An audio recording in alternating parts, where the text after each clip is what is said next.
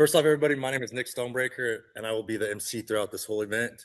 I want to thank everybody for coming out here to join this conversation. Together, we're going to do some pretty powerful things. First thing I'm going to read off is a quote by Allie. The seeds we plant to build community are just as sacred as the seeds we plant in the ground. Those are very powerful words, and through this whole process, I want you guys to think about that statement. I'm going to ask everybody to bow their heads. I'm going to say a quick prayer.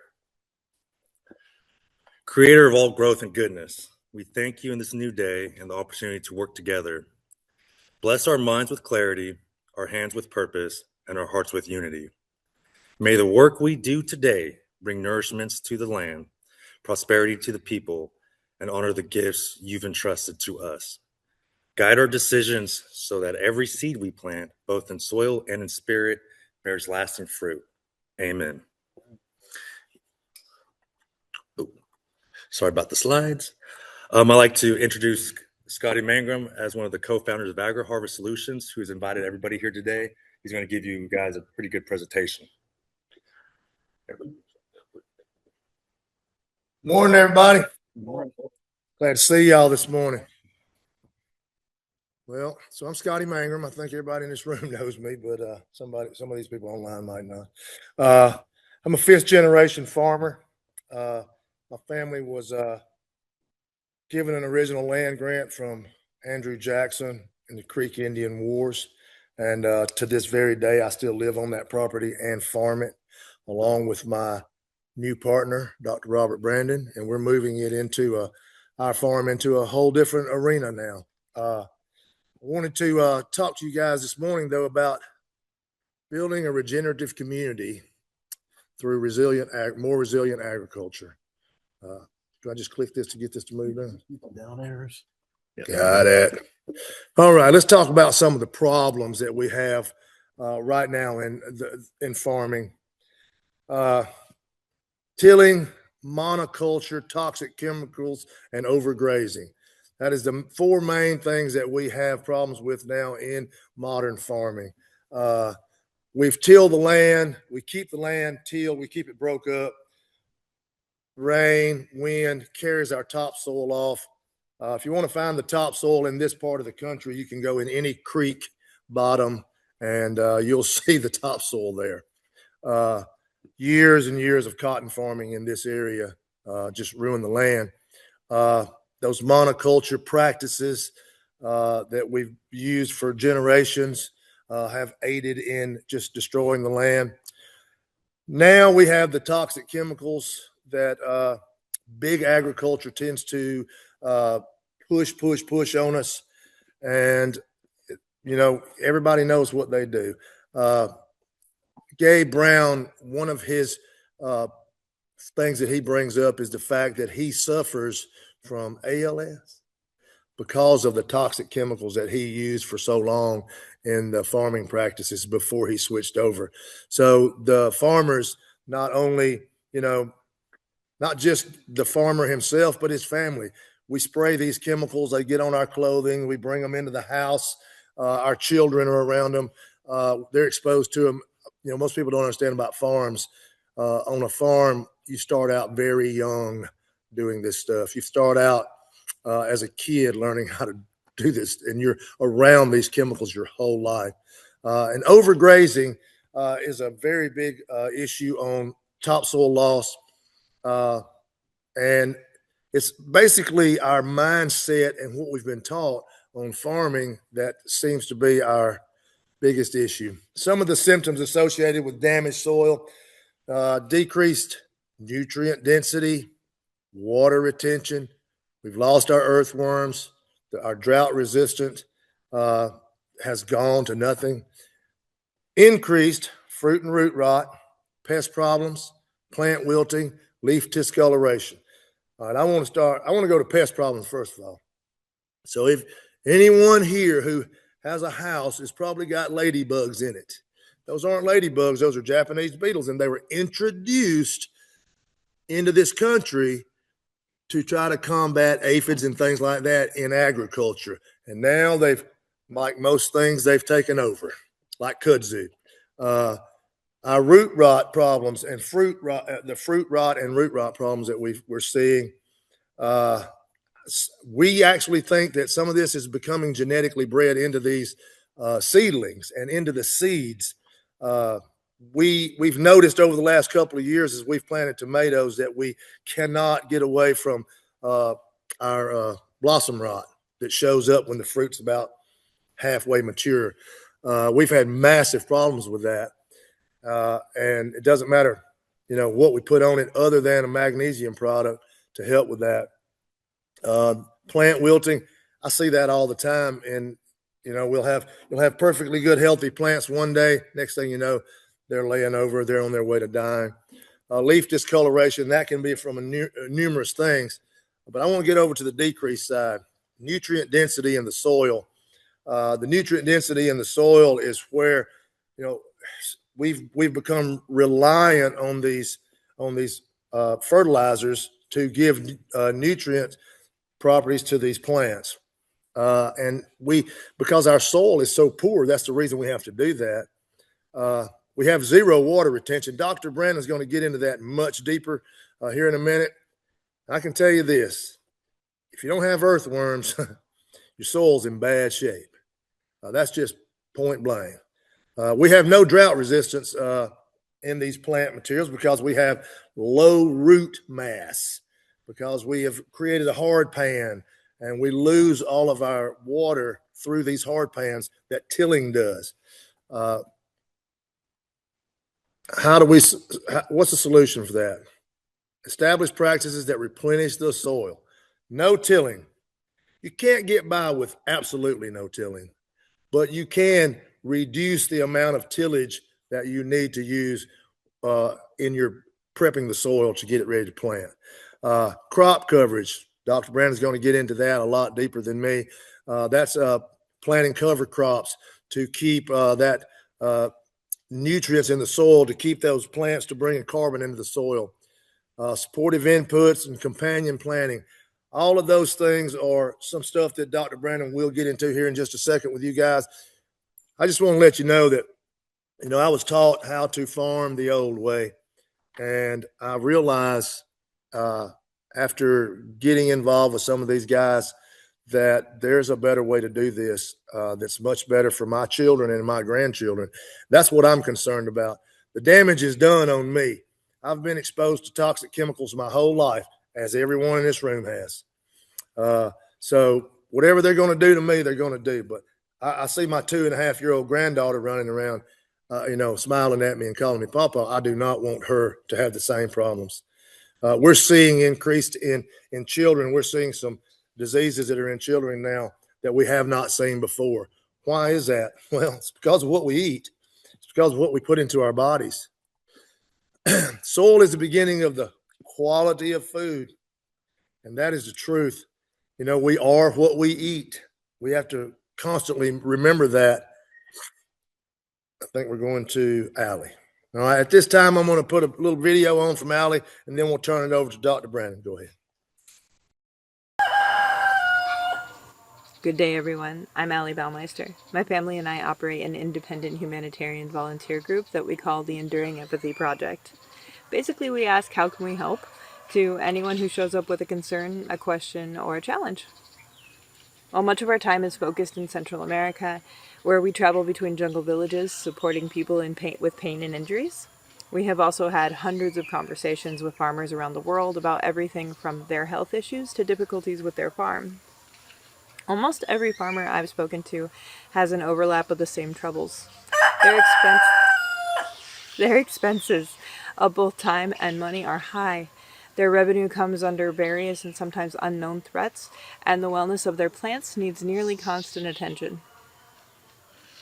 Many farmers have heard about the health concerns directly associated with what they spray on their crops, but without a clear path forward, they will repeatedly use those products until they find a better way. They will prioritize buying these products only because it's a system that they recognize and they know how to use, even if it doesn't support the majority of their long-term goals. Because farmers have to do whatever it takes to keep their yields consistent so they can accommodate their expenses throughout the seasons, and because they usually have sunk a lot of time and money on equipment and materials, making changes to their setup feels like an overwhelming challenge to many. My job has been to help them find a better way forward with a do what you can with what you have where you are perspective, and I try to step into their shoes and recognize the lived experiences of their day-to-day life. We focus on natural and locally available materials to replenish and stabilize the soil, and form solutions based on what individual farmers have tangible access to. We create customized approaches that help develop better balance in their farming practices. When I learned about the three product system that this network is currently experimenting with, it piqued my interest, primarily because it is by farmers for farmers. It is addressing the needs of the soil and the plants and encouraging better immunity for the entire farm. And it can be fine tuned to address unique challenges instead of pursuing outright eradication, which tends to be more expensive and causes a lot more problems. And it fits into my desire to support the wellness of farmers, families, and communities by offering practical guides for farming in a more responsible and plentiful manner without disrupting their routines or needing new equipment. Your farm is a complex and alive piece of the planet. It doesn't only bear your name, it bears the results of generations of farming activity, often where only one type of crop was present at a time. This form of farming is referred to as monoculture farming. And while it has been the backbone of America's farming industry, it's causing a lot of challenges for the farmers who use it, and for the environment around them. Because this type of farming depletes nutrients from the soil, we've done crop rotations, sprayed fertilizers and nutrients, we've met swarms of pests and imbalances, and primarily all of this is because we just don't have the biological components to help keep those factors in check. Through my research, I've discovered that plants which have a regular source of nutrients have a healthier immune system. Much like humans, having their health needs met is equal to having stronger health. With good health, these plants are capable of living more harmoniously and responding to biological threats in effective ways that keep these threats in greater balance. These plants also produce higher yields and healthier, more nutritious produce. So the question for me becomes, how do we create healthier farms while still utilizing systems that farmers understand, which are convenient, accessible, and will not only ultimately save them money, but will minimize their need for endless products and expenses or unhealthy temporary solutions? I believe this network is addressing this question head on.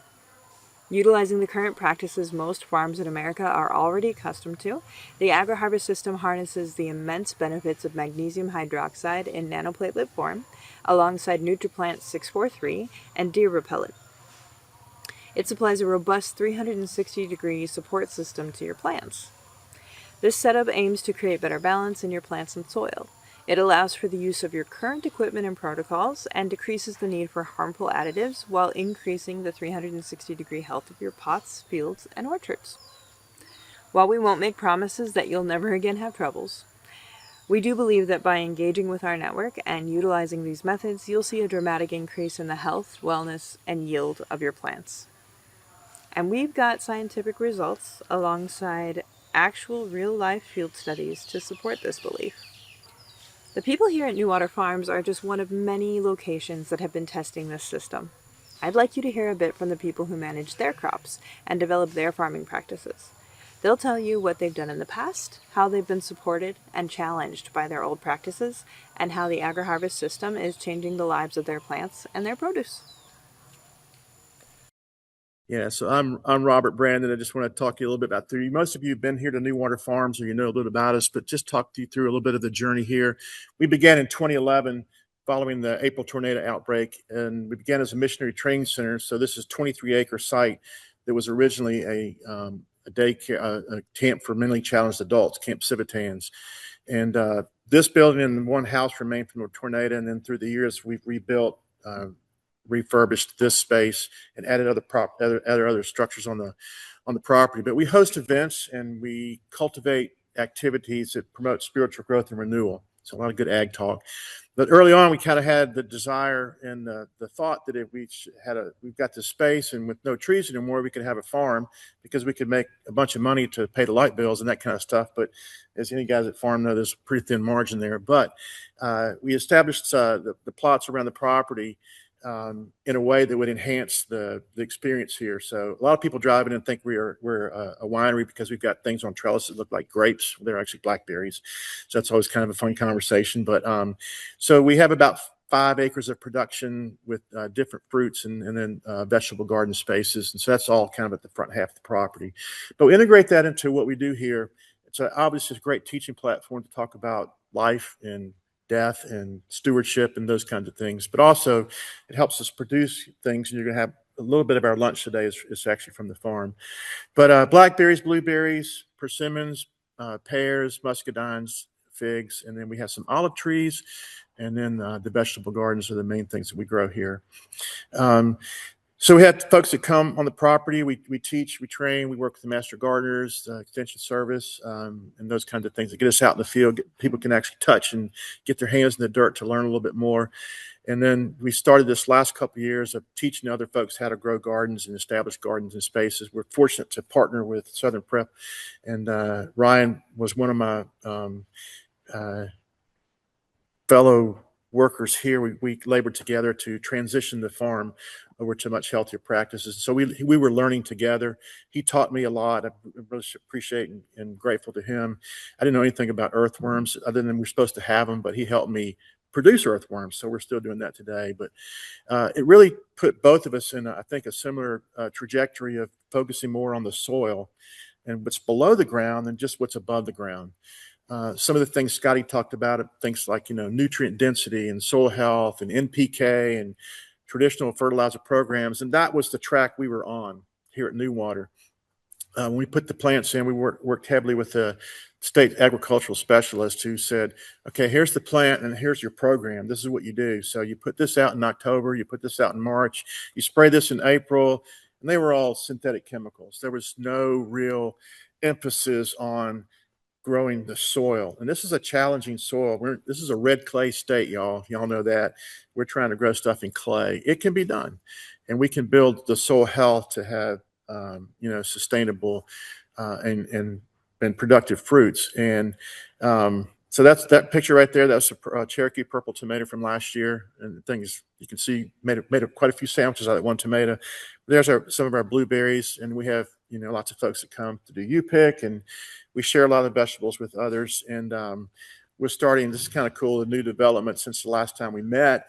We're going to be offering a food and nutrition class to food pantry recipients to teach them how to do something with a lot of times they get vegetables and they don't know what they are, so they just pitch them out. And so we're going to be teaching folks how to eat better and shop better and those things. So, I mean, who wouldn't want to eat that right there? I mean, that's really great. So we do a little farmers market during the summertime with our produce. We have some other vendors work with us. But yeah, that's our goal is to improve this piece of property that we've been, blessed with and to steward. And it's come with some challenges. And kind of as we move out of this, I mean, these are some contrasting pictures you'll see of good and bad. And that's what we've been experiencing over the years that I've been volunteering here and associated with this. We started out really good. I mean, things were going really well for the first couple of years. But over the last at least 5 to 6 years, I think some due to mismanagement, but our production was going the wrong way. We were going down, and some things were just getting worse and worse. It's kind of like, it was compounding. If things were compounding, and we had multiple issues from, not pruning things correctly, not just basic things. But I think the real one was our soil was failing big time. The property, when you rode in, you notice, I don't know if you noticed this, but you're kind of at the crown of the property when you're on this road. So everything slopes to the lake. We had a lot of bare ground. Anything, the vegetable space had 100% soil exposure most of the time. And I think over time, we got some good soil here. The problem is it's out in the lake. It's just washed off. And so we began in the vegetable spaces is kind of how this journey started in the vegetable spaces of really looking at soil health. And that was a new thing for me. My background is in agricultural engineering. I worked in soil mechanics and modeling of compaction, as well as automated steering of agricultural vehicles, which was all my research in graduate schools. And we had some grants to fund that from some very large organizations. I'll say it that way.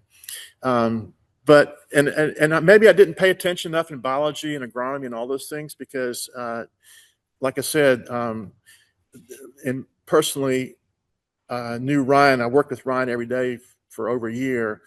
And right before that, I had been introduced by my neighbor who was a barber. He wasn't even a farmer guy. He goes, I think you like ag.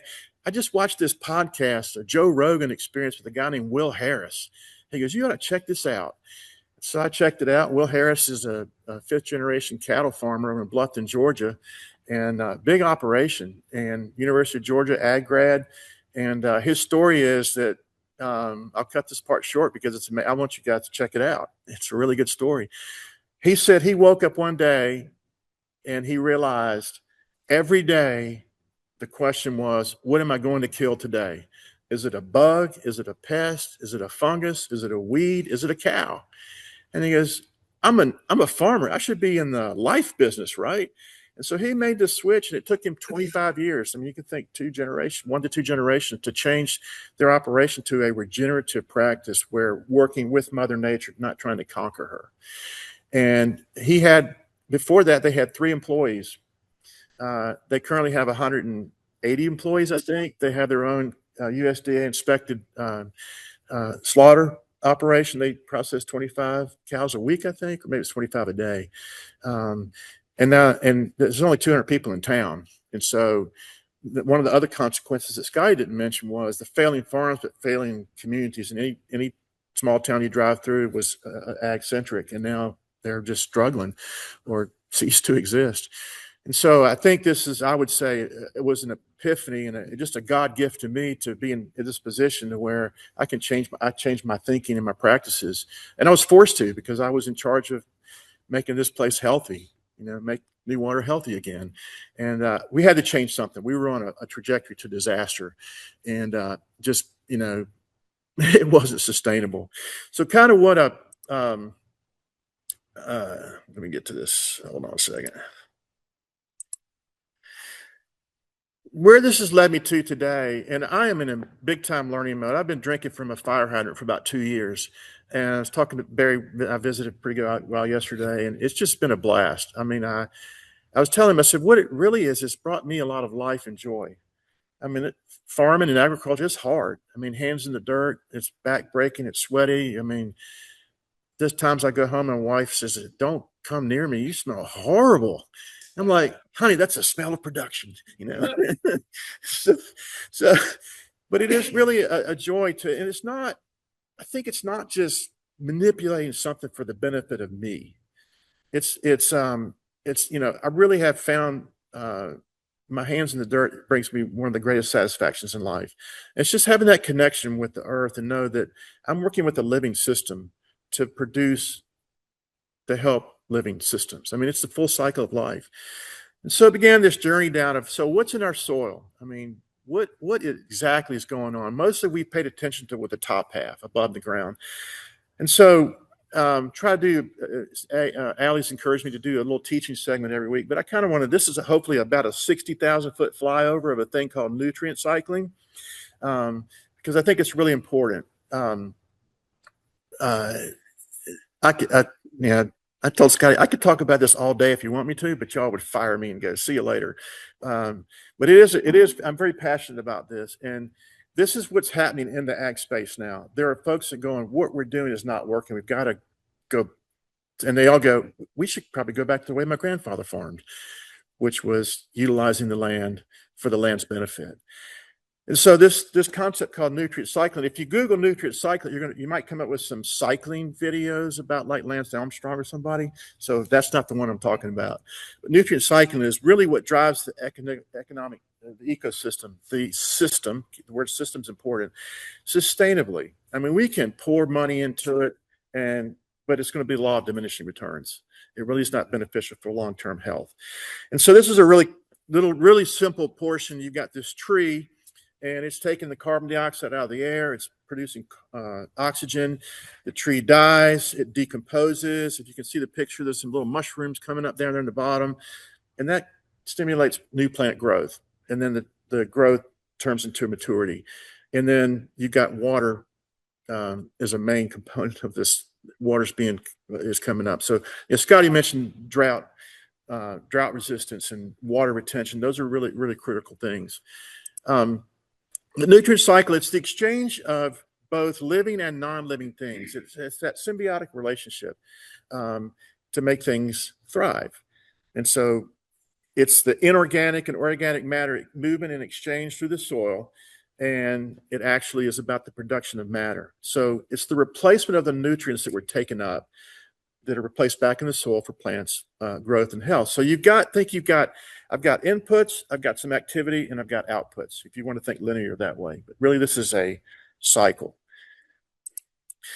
So in the nutrient cycle, these are some of the main cycles that exist within this total cycle. So you've got the carbon cycle, and carbon is really the currency for plant growth.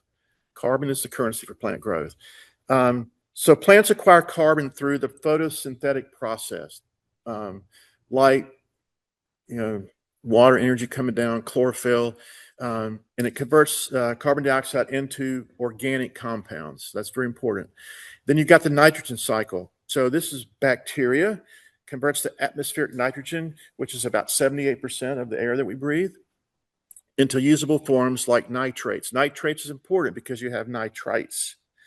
Nitrates are important. They're the good guys. And that's essential for plant growth and protein production. We all know you can't live without protein, right? So you got to have protein.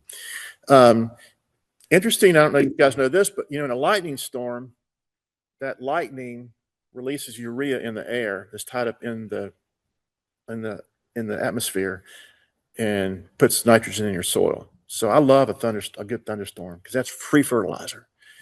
So don't curse the storm. It's a good thing.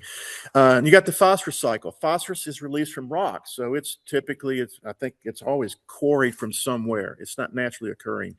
And through weathering, it's absorbed by the plants for energy transfer and root development. So you've got phosphorus is very, very important. We actually have an overabundance of phosphorus here at New Water because of the fertilizers we've been putting out. So like an NPK, nitrogen, phosphorus, potassium, that phosphorus it's not going to go away. The only way it really goes away is either plant uptake or it leaches or erodes away. So we've got a potential issue. I think we're okay, but if it's not taken up in the soil, it just stays there.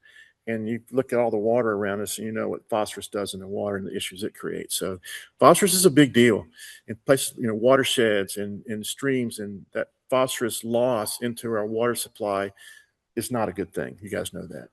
So you got the water cycle. Water is absorbed by roots for photosynthesis. You saw a little up air going up, nutrient transport and cooling, very important. Exposed soil here on an 80 degree day is probably in the range of 100 to 110 degrees at the soil surface. So water is very important for cooling. That's why mulching keeps that temperature down, because the moisture stays in the soil.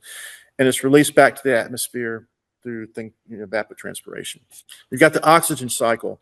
The plant's releasing the oxygen from the converted CO2, and it's a byproduct of photosynthesis. We need plants, because we need the oxygen, right?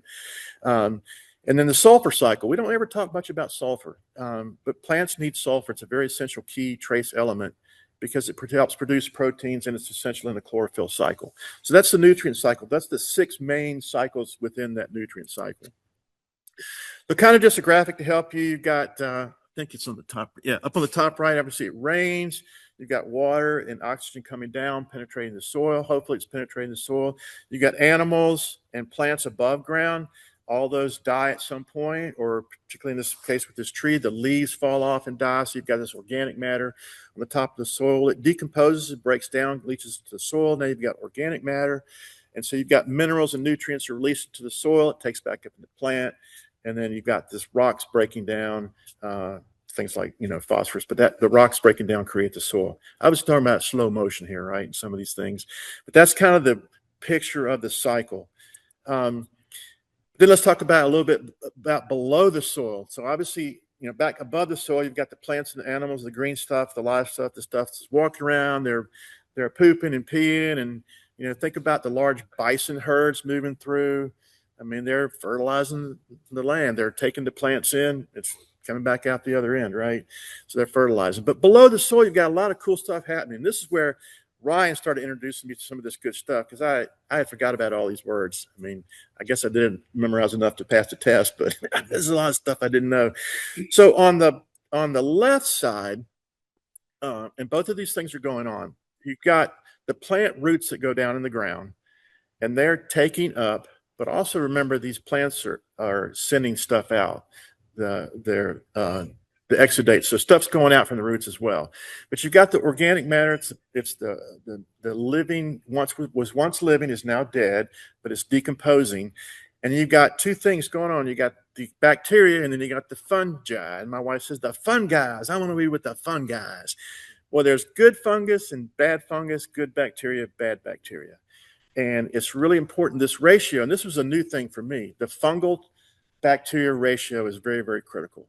It's interesting, in the forest, that ratio is about 14 to 1, 14 to 20 to 1, 14 to 1. Think 15 to 1, you can remember that. But for vegetables, it's 1 to 1. And so like right now, the soil is cool, so you don't have a lot of fungal activity, but I measured it back when it was in the 60s, 60 degrees, not back in the 1960s, but back in the 60 degrees. And we had about 0.4 was our ratio. So we don't have the activity in the soil that we need to have. So now we're working to bring that up. But you got the fungal, the bacteria, they feed the shedder arthropods, and they feed on dead matter. So the fungus and the bacteria, as they die, they feed on those, and they feed the arthropods, the predators. Those are the bugs that eat the other living things. So you've got this cycle, and you've got other things like nematodes and the protozoas, those microscopic kinds of things that are up feeding the other things. You've got the birds that eat the bugs. The bird dies, it goes back into the soil. The bird poops and goes into the soil. And it's similar on the other side. And you've got the roots, the nematodes feeding off the roots. And you got the fungi, and they're feeding the nematodes. You got the shedders, the predators, you got all this. So that cycle, you can see that. So you've got microscopic things happening below the soil that feed more macroscopic, that are feeding bigger things. So that cycle is what's happening. And that is how that's the food web. And so that's part of nutrient cycling. When you don't have these activities below the soil, you have very poor nutrient cycling. And so that, what Scotty mentioned a while ago, was the need. You've got to put something on it. You've got to feed it with something. And the answer has been feed it with this fertilizer. And interesting, there are things coming out now that say, hey, we've got this conference that we're going to talk about feeding your soil. And in the picture they had was synthetic fertilizers, what they were going to feed the soil with. I'm like, I don't think that feeds the soil. That'll feed your plant, but it's actually detrimental long-term to your soil. So there's some other things that we have to do other than just put a bunch of chemicals in it to make this happen. And actually the chemicals impede this. We were discussing a while ago about some you heard the word antimicrobial. Well, that could be bad if you're trying to grow the good kind of fungi and microbes that are needed in the soil. There might be something that, particularly pesticides, are the worst, because they'll kill everything. You might spray it for one bug, but you got to wipe out everything, and it stays in the soil. So what might be good and becomes detrimental in the end. So you have to just slow down, take a deeper look at what's going on. So how can we help the nutrient cycle? We've got to manage our soils for healthy plants first by testing the soil. What the heck is going on down there? And I would suggest the first thing you do is a standard soil test. It will tell you your major elements, nitrogen, phosphorus, potassium levels, and it'll also tell you some trace elements. It'll tell you your pH.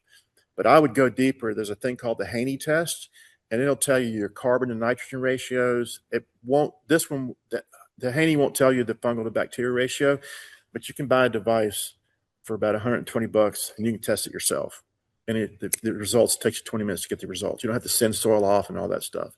So that's a really great thing to do. But things like pH are really important. A lot of these chemical inputs will move the pH in a bad way. So you got to really pay attention. So, but the thing is, I've said before, in the medical world, if you got a recommendation from your doctor without a diagnosis in the medical world, that's called fraud. So you have to have a diagnosis to make a plan. What's going on? And so for years, we just went with what the guy told us back in 2012 to put on the dirt. We had no idea what was going on in the soil. And once we found out, we're like, oh my gosh, we got an issue here. I mean, you could see it in the plants. So that's what it was. But then Scotty mentioned some things in the regenerative space. The diversity of plants is really important. Monoculture. And I've been to a conference recently that said, this is in the Midwest, they said, if your planting plan is corn, soybeans, wheat, corn, soybeans, year over year, that's not a crop rotation. That's just the same thing over and over, because different plants require different nutrients and they're taking things out of the soil. And if you just do the same thing over and over, you're depleting certain elements in those soils that other plants need. So the more diversity you can have, the healthier your system is going to be. And a diversity of plants throughout the year enables the roots to be in the soil as much as possible. We shoot for year long to have a living root in the ground at all times. So that's really important when you see that these roots, and we're going to look at something in a second, why the root in the ground is really important, but it's bringing things in from outside and put it in the soil for you. And so it's really important to have that root in the ground. The other thing it's doing is drawing water up. So it's helping you keep that moisture in the ground over time. I used to duck hunt in the Mississippi Delta, and those fields lay bare. They actually would till them and hill them up, and they would stay bare for 6 months before they replanted. So you've got carbon loss, you've got moisture loss. I've heard stories of some big dust storms in the Midwest where people died because they couldn't see, and they had big car crashes. And they were caused from bare soil. I mean, the wind just comes through and blows the soil, and you can't see, and you run into the guy behind you. So really, really important. Scotty mentioned tillage. And that's disturbing the soil. And what happens a lot of times is, and I can show you here, we won't do it today, but I can show you here, there's a little patch we call the potato garden. And I used the same tiller year over year over year, and it would till about 3 inches, but you hit 3 inches and it's hard as a rock. So I created a hard pan by just continually breaking up that same soil. And the sad thing is, a lot of good stuff's happening in the top 3 inches. And when you disturb that, you've nixed it. So you've killed the life in your soil the more that you till. And we liked, I don't know, maybe we just like the way it looks, nice and neat and smooth. And what happens is you make it smaller and smaller and finer, you reduce the pore space. So when it rains, it actually compacts. And now you got a hard crust on top. So guess what? The water doesn't penetrate, it runs off, you got erosion issues. So tillage is it might look good and feel good. One of my friends in graduate school used to call it recreational plowing. I mean, just go out there and have fun driving around, black smoke coming out of the smokestack. I mean, that was, we're farming. But also the synthetic fertilizers, pesticides, fungicides, herbicides, that disturbs the soil balance. So I'm going to minimize that. And then as to covering the soil, you'll hear the word soil armor. That's going to minimize erosion and nutrient loss. But also, even when you have a plant on there, mulch and compost to keep that soil covered. There's some great videos. If you just Google soil temperature, blah, blah, blah, and guys going through in the summertime, just the sunshine. And even if I'm out here where we've had bad soil, I'm weeding, I say, golly, man, it burned my hand. It's so hot. So I don't think our plants like that too much. But so that's how can we help. This is a cool thing. It's called the soil aggradation climb. And aggradation means to build. So this is a way that we would build our soils back. So it starts at the bottom with, increased biological activity, introduction of organic matter, which is going to create improved nutrient cycling. So that soil is sustaining itself. So soil structure is really important. That's aggregation. So that's things like pore space, deeper soils that would, obviously increase health outcomes for the plants. But then it just seems counterintuitive too, because I know growing up, I remember my dad. We had a garden, and he had held this soil up and goes, "Look how nice and smooth that is." I'm like, this is lifeless. I mean, it's like a handful of staying off the beach. And yeah, and so the soil structure is going to increase the water availability. And what that means is we've raised our organic matter in our garden out here to 5%, which doesn't sound like much. And they say here in Alabama, if you got 1%, you're doing really, really, really well. But I've shared this fact before, but a 1% organic matter in your soil will absorb a 1-inch rain event. No runoff. So that's 26,000 gallons of water in an acre. A lot of water. And I think I was thinking about this the other day. The anomaly we have here in Alabama is we get 65 inches of rain a year. So we're like, water? We got plenty of it. But these guys that are 5 and 10 inches of rainfall a year, they got some really productive farms. The whole one of the Mexican desert, Chihuahua Desert, the guys has reclaimed the whole thing, grasslands, 10 inches, less than 10 inches of rain a year. So a 5% organic matter will take a 5-inch rain, which is what, about 110,000 gallons of water in an acre. And we can stand here and watch it. It'll puddle a little bit in some of the compacted, like the walking zones, but where the growing zones are, we have zero runoff. And so we're not losing our soil. It's got that water available when the drought comes, when the heat comes. We've got that water available for the plants. So this is a big deal about what's going on below the soil is really important for what's going to happen above the soil. So how do we know it's working? I guess the question is, are your plants healthy and green? Are they got pests? They got diseases? Are the plants productive? What does the heat do to your plants? Do they wilt and die? And over year, what does your soil analysis say? What are your soil tests telling you? And the big one is, are earthworms present? So I might call Ryan and say, Ryan, why are earthworms that important? What would you say? Why are earthworms? Why should we have earthworms in our soil? Aerate it. Yep.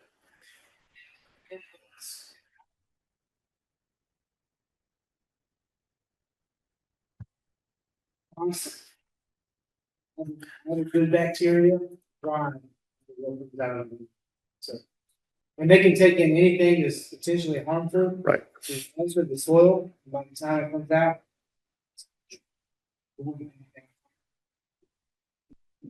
I don't know if this is a good analogy, but a buzzard can eat anything. Doesn't kill them. Yeah. So earthworms are, I mean, that's one of the first things they'll tell you is, hey, you got any earthworms in your soil? And so, man, we find an earthworm out here, we do like jumping jacks. Yeah, we found an earthworm. And it's interesting too, if you do, I'm thinking about this, you do a compost pile, you just pile up leaves. Where's the good stuff? It's the bottom of the pile, right? And you go through that pile and that's where all the worms are, and it's dark and really nice stuff. So the other thing is there an increase in your diversity? Are you seeing more insects, more birds? Not just plants, but animal life. Are you seeing more of that? We started to see a few more birds here, and we intentionally planted some things for butterflies and other pollinators. So we're seeing more of those because those are good and they're necessary. But is there good aggregation in your soil? Are you capturing water or are you losing it? Are you just watching it go down and thinking, all you can do is look at the color of the water running off? I mean, we have some intense storms here, and we've increased our mowing heights to slow the water down so we don't have as much soil runoff. And we can stand here and a lot of our runoff, the water's clear. So we're not losing our soil because we've kept the ground covered. Very, very important. This is what I really want to kind of get into. This is kind of the cool stuff. So mycorrhizal fungi, the fun guys. So this is, I don't know, you think this is kind of this is kind of new in the discussions in agriculture.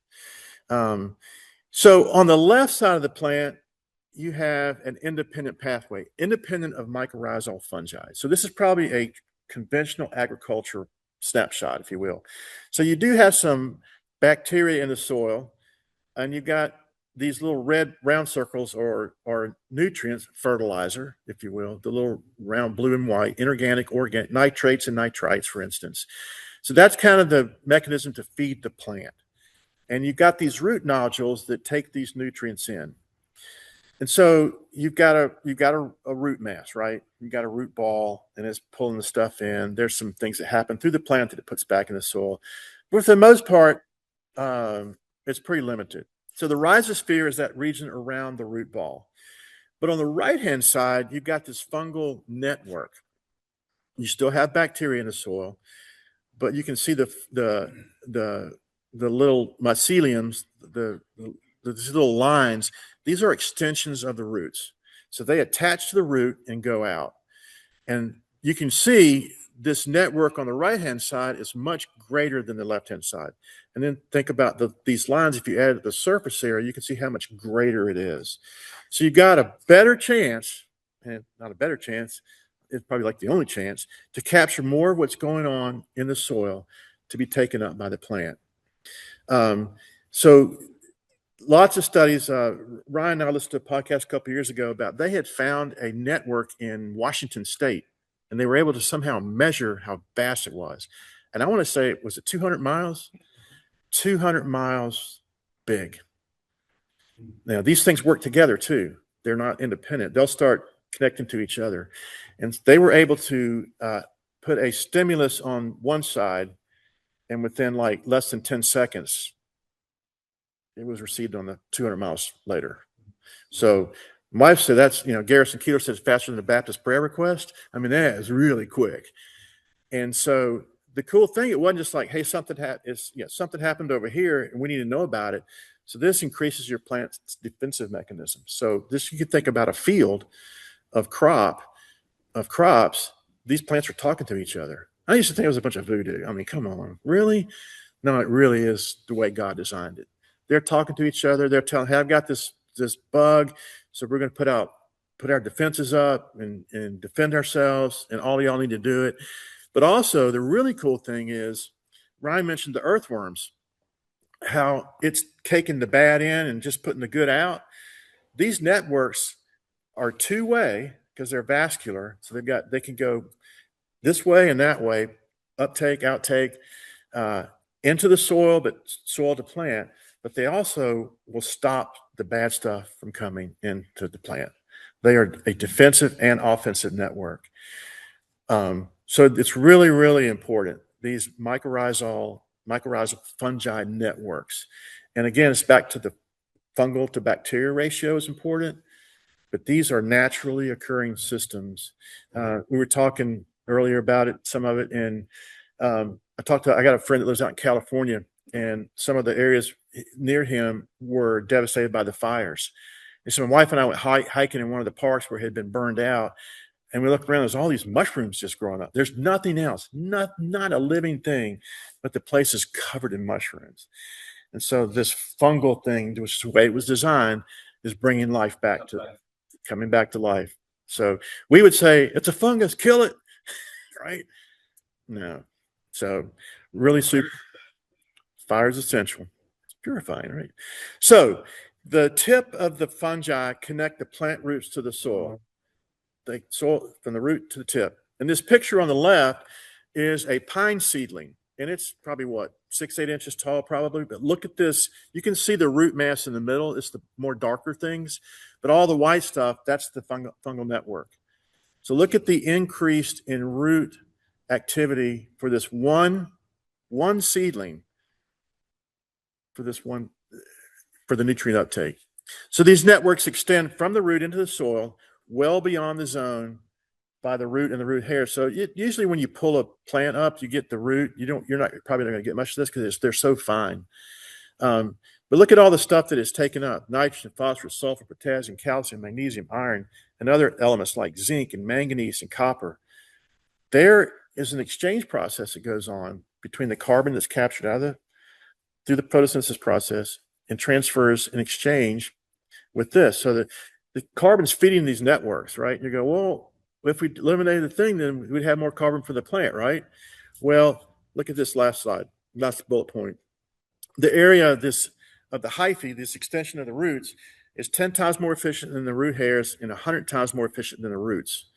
So there's a lot of benefit going on. Here it is. The plant's colonized by the fungal network. It grows 10 to 20% faster than the non-colonized plants. And even though the plant's giving away 40 to 50% of liquid carbon to support and feed the network. So it's giving a lot of carbon away, but look at the benefit. The plant's growing to 10 to 20% faster. It's going to be much healthier. Higher leaf chlorophyll contents, which is increased photosynthesis, higher rates of photosynthesis in the non-colonized plant. So it's really, really important. As I said before, they've got a tubular system that allows bidirectional flow. So it's taking stuff's going out into the soil, but stuff's coming back in. And this is a cool thing. It can supply moisture because those, Scotty mentioned the hard pans, and you don't have penetration to that deeper soil. These can go find the pores that aren't accessible to the roots because they're so fine. So it's really going deep for all the benefits of the plant. So that's kind of a little quick overview of mycorrhizal fungi. So you're like, okay, how can we grow that stuff? Well, it's going to be through biologics and things like earthworm castings. I think my understanding is if you can grow earthworms and get earthworms going, it's going to follow behind. So again, it's looking at things as a system. I think the minimization of anything synthetic is going to kill it. But, things that break down on top of the soil are going to increase that network. So little quick teaching point there, and hopefully you go away with something about, ask your farmer, hey, how's your fungal to bacteria ratio doing? But yeah, it's really important. So obviously you can kind of see that it's important what we're doing to our soil because it's how we're going to be affected.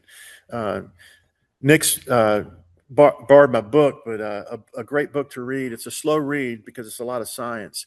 What Your Food Ate. Great book. It'll a little bit rock your world. David Montgomery's a geologist. His wife, Ann Bilkey, is a biologist. And they teamed up to write this book together. And it really is looking at what's in our food. David Montgomery reports that worldwide there's a 0.3% soil loss every year through erosion and wind and degradation. So 0.3%, he said, doesn't sound like much, but times 10 years, that's 3%. Times 100 years, that's a lot. So this is not just, something we're concerned about. It's a global, and it takes it. They're able to, with regenerative practices and things like cover cropping and plant diversity, they're able to build soil faster than they used to think. They would just say, you can lose it quickly, but it takes 1,000 years to build an inch or something like that. But with these practices, we're able to build aggregation, if you will, to build these networks back. So quick transition. I think you guys kind of get the thing about we're killing our soils and we've got to do something different. Scotty mentioned his granddaughter. We're losing our farms, losing our communities, losing our towns. We're becoming more and more dependent on, we were talking at a meeting in December about, Scotty shared with us about, I think Barry too, about lab raised meat created in a petri dish. And it's actually illegal in Alabama, fortunately. So that's a real thing that's happening. So, and we know that the issues with nutrient loss in our foods and the dependency on, we're the highest per capita for healthcare, and we're supposedly the greatest agricultural country in the world. So you got these two things competing against each other. But a little bit about, I mentioned we had an issue here that forced us to change our path, and so we started testing some things. And where it really started for me was in our blackberry plants last year. Started out great because I was very intimate with our blackberry plants for the year previously. Took a lot of really care. I was in them every day, and they're a high maintenance crop. And it was kind of one of those things. It was a good idea at the beginning, but his labor was tough. But we trellis our plants. Kai was a cultivated strain out of Arkansas. We trellis those. We let two canes come up, one to the lower wire, we clip it, and then the laterals run out. One to the higher wire, clip the laterals run out. And it's great for picking because you don't have to bend over. You just kind of walk along like this. But as the harvest season went on, we quickly came with an issue that is on your screen on the left, and that's an outbreak of yellow rust, which is a spore-related fungus that travels mostly by air. Obviously, you can see the wind blowing today, so one little breeze and it carried through the whole 3 different blackberry plots, and it was like in 2 days it was covered. And it happened earlier, and you can see those berries haven't even ripened yet. It happened pretty early in the fruit set, and our vines just started. They weren't dead, but they just shut off, and so our production last year tanked. We went from the 2 years ago, we were at 1,850 pounds of production, and we topped out at 1,200 last year. So roughly almost a third loss from this fungus. And so it was, devastating because I had taken personally, selfishly so much care of them and thinking we're going to have a bumper crop. And then what just happened? So I did some research online, and, it wasn't good. It was, spray all these toxic things to kill the yellow rust. I'm like, well, we got fruit on the vine. How can we do that? That's not a very good idea. And then the other recommendation was cut them all down, burn them, dig the roots up, throw those in the burn pile, and leave the land dormant for 3 years, and you might be able to plant something back. I'm like, so I'm supposed to get rid of my cash crop for 3 years and hope something better comes along, right? So that wasn't a good a good plan in my mind. So that's the time I'd met Scotty and Tom Strickland, and they came up with a plan to change what we were doing. And that was to introduce magnesium hydroxide as a solution, because they had success with the strawberry orchards with a similar outbreak in Florida, and treating with the magnesium brought the plants back. And so what happens after the berries are harvested, you cut those canes out, the floor canes out, and you get rid of them, and you let the next year's growth come up. So we waited until harvest was done, and we cut the old canes out. The problem is that root is still there, so this fungus is still present in the root system. And so as the new canes started growing, we began treatment with magnesium hydroxide and switched over to a foliar 643 instead of the granular fertilizer. Side note, we renovated this blackberry plot out here because we had put landscape cloth on it. And as we're pulling the cloth out, we're seeing solid fertilizer granules from years and years that had never broken down, just sat on the soil. So that enough said about that. But switching to the foliar sprays, we could combine 3 things. And our number one pest here is deer. They just love to mow stuff down. They're grazers, and they like salad, and they just love the green stuff. And particularly what they do is in the spring, they'll come on these vines that are just nice, and they're right at the height of they don't have to work, and they'll strip down the cane and strip all the buds off, and then you have no flower and you have no fruit. So they're a serious problem here. So these liquid products, we could combine them all in one spray pass and spray the plant. So it's labor saving. It's quick to get into the plant. So going from plants covered in this rust to new growth, and I might have had 2 incidents out of 800 plants where I had a little bit of rust. So we were able to feel confident moving forward that we've dodged a pretty big bullet here with these. These are some other things that we've tested. Scotty's tested some of these, but in addition to the sprays, we're testing our soil regularly. We're seeing what's going on in the soil. Testing pH monthly. We're looking at the fungal to bacteria ratios. So we're doing all that. We're also monitoring our sugar levels in all of our fruit.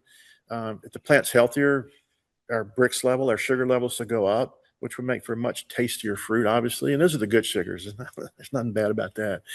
But a healthier plant will have a higher sugar content and will tend to fend off pests because there's more sugar. And it seems counterintuitive, but the healthier that plant is, the more sugar content, and the better they're able to fend off the bugs and stuff with that.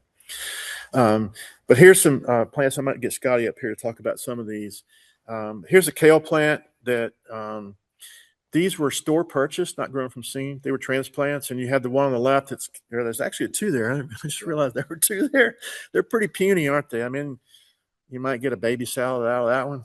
But at the one on the right, they look pretty good. You feed 2 people with that one, that box, and that was treated with the magnesium hydroxide. There was a soil drench, and then put the 643 on it. So there's really not much of a comparison. We were sitting around trying to go, well, it looks like it grew about 300%. I'm like, man, it's just like nothing to big. So that's untreated to treated in kale. Similarly with the cabbage, again, a transplant, same schedule, putting it in the dirt, same dirt, side by side. One is treated, one is not treated, or the untreated on the left, treated on the right. Same thing with the magnesium hydroxide and the 643. And that's, we think, 400. Actually, there's no head on the one on the left. It's just a bunch of leaves. You got an actual cabbage that's formed there. This one I thought was interesting. So sunflowers, a lot of sunflowers planted around here. I mean, oil, seeds, good for the wildlife, but it's really good for the soil as well. A lot of gardeners always have sunflowers. I mean, they're going to attract pollinators and bees, but it's also putting a lot of good stuff in the soil. So these were direct seeded. This is at Sky's farm, and on the left is untreated. And these are they're planted in rows, and you can see it's about 14, 15 inches of height after 35 days, and there's no flowers on there. It's just green leaves. But 35 days later on the same variety, the same plant, the same soil, it's just a row or 2 over, treated with the magnesium hydroxide and the Nutriplant 643, 35 days of growth. They're almost double the height, but you've got a mature flower on there. And if you look at the other plants, they've got flowers on them as well. And also, I think there's some multiple flowers in some of those plants. So big growth, quicker growth. They're healthier. They're doing what they're supposed to do. They got to that place a lot faster. It's a lot of double the height, obviously flowering. Roma tomatoes planted the same day. These were transplants. Oh, these were from our. That's some stuff we grew from seed here at New Water in the greenhouse. And so planted the same day, one box to the left is untreated. And look at the difference in color. That's really important. That one on the left is a little yellow, in my opinion. And the one on the right is dark green. So it's going to much better photosynthesis, all those things that we talked about, nutrient cycling. But look at the size difference in that plant. And they're flowering pretty good. You can see the flowers at the top happening. So big time difference in the growth there. This is Scotty's son. He is 8 feet tall. And, no, just kidding. Yeah, this is the thing. I think this is one plant. And look at this, the height and the breadth and the depth of this sucker. 3 days, produced over 350 tomatoes, and it's still growing strong. And the really important thing is that's about 7 bushels of tomatoes. One plant. So tomatoes love that stuff. Another test Scotty did was, we talk about good soil health. We can survive a drought. So on the left, this is the same plant actually. When he put this pepper plant in, he pre-treated it with the magnesium, the soil, and then once it got to this stage, he didn't water it for 7 days. And then this is the plant on the right after those 7 days had passed. So this is what the plant looked like after 7 days of not watering it. I mean, it's probably 100 degrees, a lot of heat, and so really drought, about killed his plant. But then after 20 days of just rewatering it, didn't additionally treat this. This was already in the plant system with just water. Lazarus came back to life. That's right. And but so just pre-treating the soil, put it back into life. So kind of talking about fruit too, with just magnesium. Here's a pepper plant, or 2 different pepper plants. Untreated plant, typically this is kind of in the range of what you expect, about 15 bell peppers in one season. But treated with magnesium, a plant that produced 325 fruits. So I've always fascinated with this because you could think, okay, what's 325 divided by 15? It's what, 40 or something like that? Is that right? No, that's too high. 30 times 15 would be 450. Yeah, let's call it 25 for the ease of math. I would have to plant 25 pepper plants to get 325 bell peppers. So I think this is, to me, is fascinating because, you know, if there are food deserts and scarcity of food in our county, we have food insecurity of 1 out of 4 children, 1 out of 7 adults. This is where we're standing right now. And not a lot of gardens, not access to fresh produce. But what if I planted one pepper plant on my patio backyard? I could feed about 10 families with that one plant. Okay, you do peppers, you do a tomato plant, you do a squash plant, and now you've got several households with one plant. That's all they got to take care of, and they're feeding each other. And so I think this is an incredible testimony to what agriculture can do to the restorative process of communities and relationships between people, as well as nutrition. I want to elaborate on this. So this particular pepper plant, if you look right there, you'll see a gray. Here you'll see it. So that's the result of blossom rot. So we had 15 fruits, but we lost 50% of them to blossom rot. Like that one's mature and not hurt, but these two, both of these have blossom rot on them. They're no good. You see the difference here. We don't have it. These pepper plants weren't like fields away from each other. They were probably within 25 yards of one another. And what this is we think is a result of the genetics of these seed that they're breeding this into the seeds. I can't prove that. I'm not a scientist, but I know what I see in the field, and I see it every year.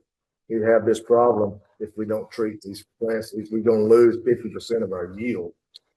Or, let me rephrase that, if we don't put some very toxic chemicals on them to keep them from getting this in the early stages of development. Made by the same company that makes the seed. Pretty close. I'm sure they're all in cahoots together. But we think that just genetically they've, so because these are heirloom. These are not hybrids. Both of these are heirlooms. So these seeds have been around a long time. Just look at, so we had a perfectly good fruit here. Look at that. I mean, it looks decently close. But then we get, right as it's getting to maturity, we have this hit us. And it hit the whole field all at one time. So we lost 50% on 15 fruits, which that's pushing it on a pepper plant to get 15 fruits out of it. But I just went on the high number. So out of 15, we got 7.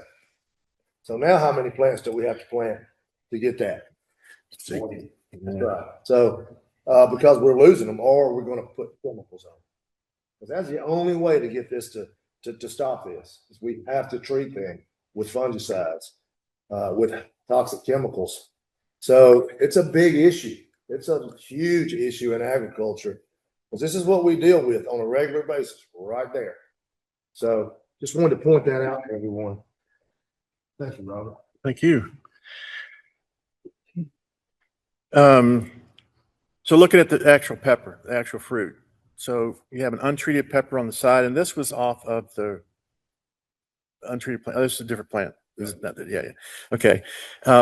38, what's that? 38 ounces, 3.87 ounces. You go to the store and you can, whatever. I mean, it's a pepper. But the one on the right is a treated, and this is interesting to me. This treated pepper is from the drought-stressed plant. We thought Lazarus thought it was dead. It's twice as big. It's much sweeter and tastier, and the coloration. So that's what peppers do. Right. They turn colors, and that's a good thing. And that, I guarantee, that's a much better tasting pepper than the one on the left. This is something I was interested in. Scotty and I are working with some heirloom corn varieties, or heirloom corn variety called Jimmy Red.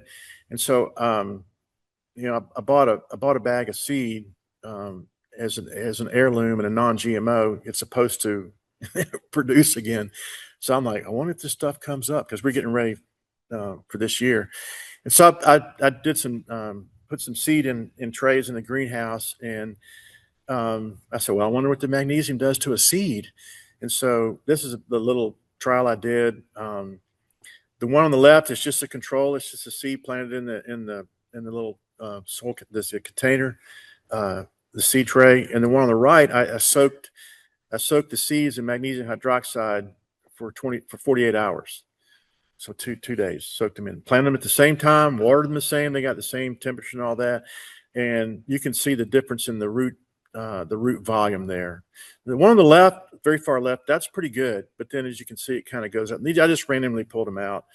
But there's more consistent root mass in the treated side of the magnesium. So it got in that system early and just did much better on the growth and probably the water uptake and pulled those nutrients out of the soil that I had used to plant those in. So yeah, not just what's going on above the soil, but what's going on below is really important. So just, sum all this up.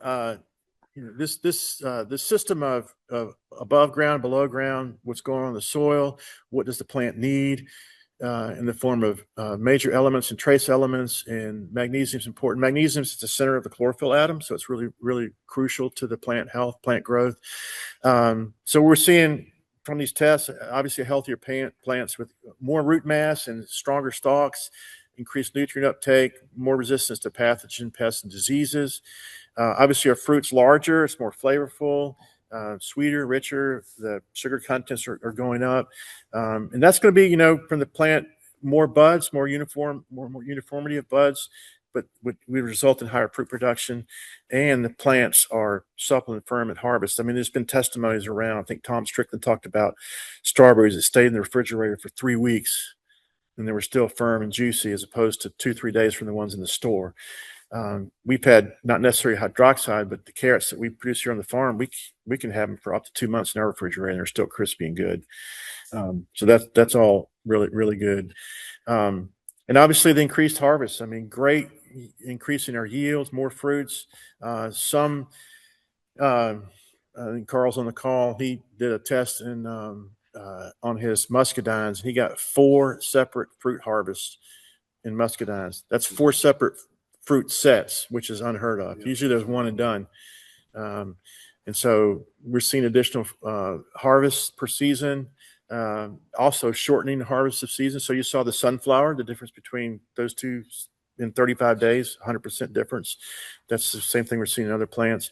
And obviously a decrease in the loss of fruit. Scotty mentioned some of these other things that pop up that the system's addressing and taking care of, so we don't have to go spray the stuff that we want to eat on them to kill the thing that probably kills more than just the thing you're spraying for. A quick hip pocket thing you might walk away with today is, for every bad bug, there's 1,700 good bugs. And obviously, spraying a pesticide probably going to wipe out 1,700 to kill the one. And then you've obviously created a lot more issues. So, addressing plant health and soil health is a way to minimize some of these inputs that it may not be a cost savings, but what I'm finding here is at the farm, I'm spending the same amount to get much better results and longer lasting results. I mean, some of these inputs will decrease over time, but as we transition, and it's about a 2 to 3 year transition for us here at the farm to move from the old ways to the better ways, I would say. So that's something to note. So what we got going on in here, we're seeing with the magnesium, increased nutrient absorption rates, stress tolerances. We're boosting our pest resistance. Obviously, increased chlorophyll production. I don't know if you notice those slides of the plants. You see the light green on the left and the dark green on the right. I mean, that's more chlorophyll production, and that's going to improve our photosynthesis. So, all good. This is something to watch for. We've got, on a table over here, I've got a different product that we're testing. But this magnesium hydroxide nanoplate has been proven to be a superb product. It's the most purest form of magnesium there is, and you can see all the benefits from it. And there's I don't know if we can say we have an opportunity to test. We're trying to figure that one out, but it does. You saw the slides, what it does for you. So I'll just leave it at that. This is a product I'm testing alongside of that. It's a company called Advanced Eco Agriculture. They're an incredible company in Ohio, and they may not be even 20 years old, but they do a lot of production of natural organics, fertilizers, and plant stimulants, those kinds of things. So what this photo mag is obviously the same things, but they do contain some other elements, sulfur, boron, cobalt, molybdenum, which are all about plant health and cell wall thickness and all that good stuff. And then obviously mobility in the soil. But the metabolism, things back and forth between the plant, it's going to increase. And so it's going to build the chlorophyll. So I'm testing that product out. I'll let you know probably in about 6 months how it goes, but they're a great company. So the foliar sprays, we used to call this Buck's sauce, but he said, stop doing that. But I absolutely love it. It's a 643. It's natural. There's no heavy metals. It's got a lot of trace minerals. And so, you're getting away from multiple passes to put this out, to put that out. It's a great combination. I love it because it's a spray. And so it's not going to burn the plant up. And it's going to sit on that plant until it's absorbed into the plant, but it strengthened the plant. We're going to see higher yields. This is almost at the full 1 year point of using it. More flavorful, resistant to stress, but like I said, it's got the balance nitrogen, phosphorus, potassium. As I mentioned, that our high phosphorus counts here, it's helping because I'm not putting that straight into the soil. It's on the plant as a foliar spray, so it's not affecting us. Any granular fertilizer we would put out if we were doing that would have a 0 in that second number. They said, do not add any more phosphorus. You're good for a while. But this foliar spray is a balanced. It's got so many trace elements in there, and it's on the leaf. It's absorbed into the plant, which is a really good thing. I've got a jug of it over there. So here's kind of a lot of the stuff. Here's all the stuff that's in it, in addition to nitrogen, phosphate, potash, sulfur, boron, cobalt, copper, iron, manganese, molybdenum, zinc. Very trace elements, but necessary. I would say it's necessary at certain times in a plant's life throughout the year, but it's all great because it's rapid nutrient uptake. Plant vigor, fruit set recovery. It's going to help us with our drought resistance and pests and all that good stuff. And it's been proven to increase yield and quality. It's a great product. I absolutely love it. Mentioned our number one pest is deer, a little bit of rabbit. I'm going to coexist with the rabbits for a while till they actually get it. I'm a horrible trapper. I had zero luck with the trap. I was hoping the coyotes would do their job and take care of the rabbits, and they're okay, but they could do a better job. I might fire them this year. I just saw a rabbit run by here the other day, and I thought, okay. But this is a natural product. It's made from things like garlic and eggshells and a bunch of stinky stuff. It really does smell bad. I remember that one of the first times I sprayed, I heard there was a group of ladies walking by from the neighborhood and going, "What are you spraying? Oh my gosh!" And then the worst one from that was I think you were here, Ryan, at the time. I was spraying it with a backpack spray. You walk through, you pump it up, and I guess I pressurized the tank too much, and the hose blew off, and it just washed my backside with it. I had to spend the night outside. It really smells bad, but it lingers. And the smell is not noticeable to us, but it lingers for that animal. And I diluted it down to what they recommended, and I can mix it right in the tank when I'm spraying all my other stuff. And it has worked really, really well here for us. But yeah, it's scent based, it's eco friendly. I like Allie put this in. It gently nourishes leaf tissue and supports foliar health. That's because the deer aren't eating it. I mean, come on, really? But yeah. They make a granular one I haven't had as much good luck with, but the sprays do seem to last a good bit. If we get a bunch of rain, I'll have to respray. I'm probably getting ready to spray because as a deer, they're forage and stuff's kind of disappearing. They wiped out the landscape, but around the houses. But I'll probably hit it again here pretty soon to keep them out. But you can open the thing if you want to smell it, but I would not suggest you spill it on yourself. Yeah, so there's a way that you can talk to us later about becoming a tester for these products. We're always looking for good data. But in addition to that, Allie calls it the bonus round. As I began to look more at soil health, and these are some products from Advanced Eco Ag, these are more soil biologics that I would introduce into the soil.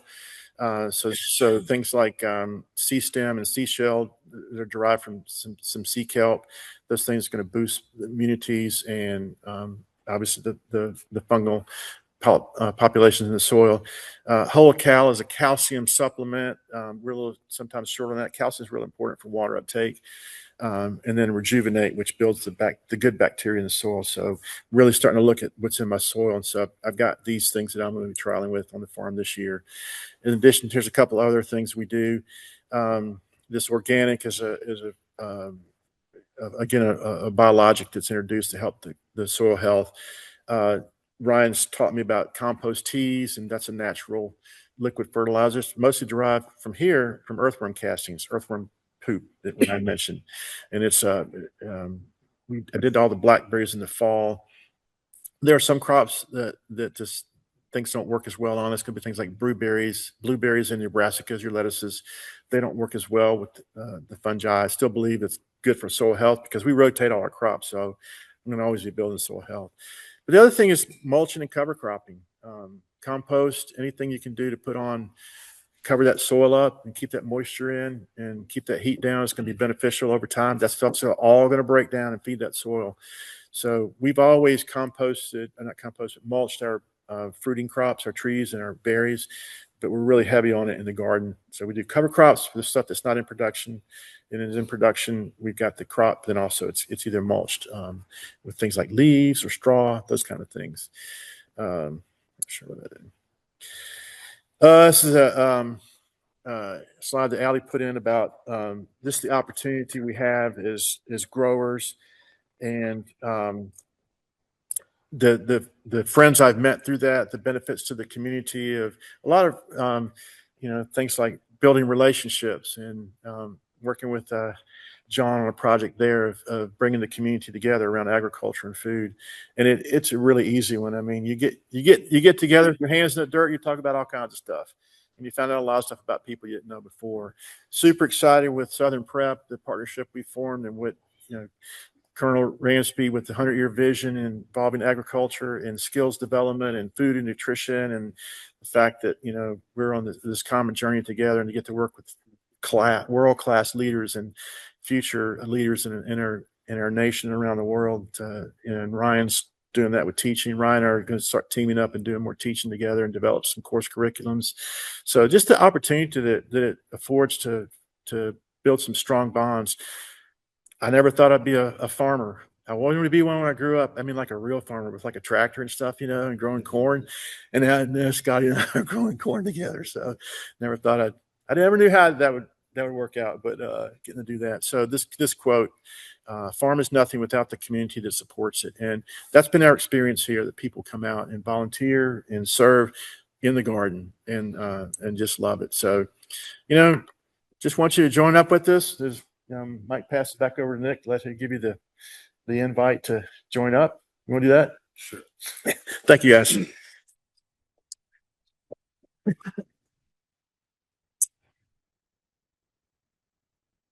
Okay, we're all gonna go outside and go take a view of the farm here. So we're gonna pass on that.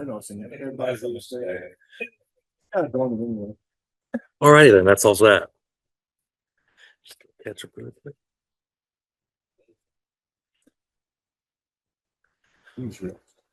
Well, then that solves that then. Basically, we're done with our slideshow, and next we're going to go to the Q&A part. So it's going to be for y'all too. If anybody has any either questions online or out here in person, these two are the professionals, so ask them. Did you guys cover our next meetings? No, not yet. We're going to do a Q&A, then we're going to do the rest of the slides. Okay. There they are. Okay. Sure. What?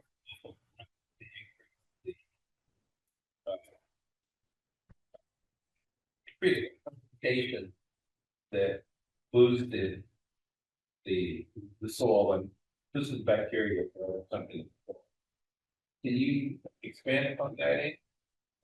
So the question is, a rice field, right? No, the question is what is different? And you take the whole of Oh. doesn't matter. Get soaked water, get starch Right. comes out of it. You put that starchy water into the soil, and it's supposed to boost the production of the bacteria that the deposit. So, you have any knowledge of that? I've not done that, but it makes pretty good sense that starch is going to be converted to a sugar. And then obviously you've got the benefit to those bacteria and fungi below to feed off that. Yeah. Hadn't thought about that, but yeah.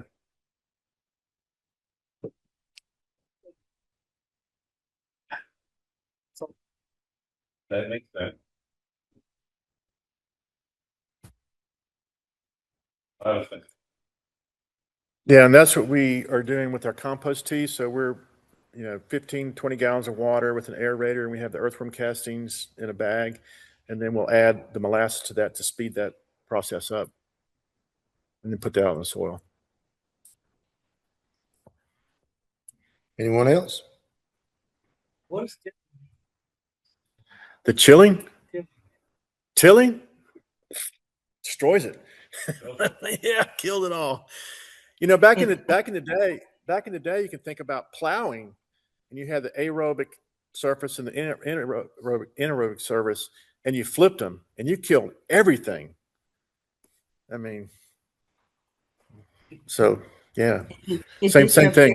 Your network that's built there. It's a pretty important network to keep in touch with each other quite physically.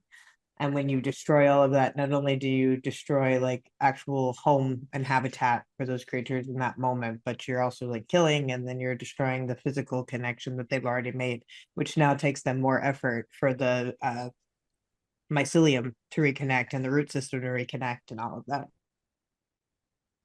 Let me elaborate on that. So in the no-tilling nowadays, we don't use a bottom plow or a breaking plow.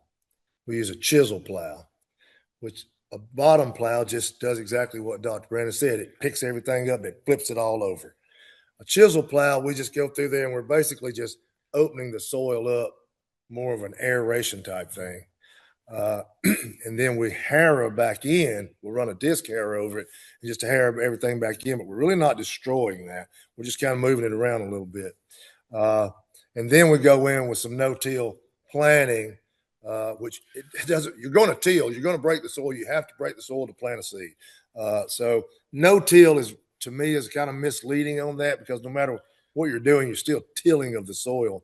You're just not tearing the whole field up and turning everything upside down and starting over from scratch. The old mindset was, if you take everything that's on top that's good, that's where all your plant matter is, because you would leave it in the field, and you turn it over and you put it on the bottom, and then it breaks down.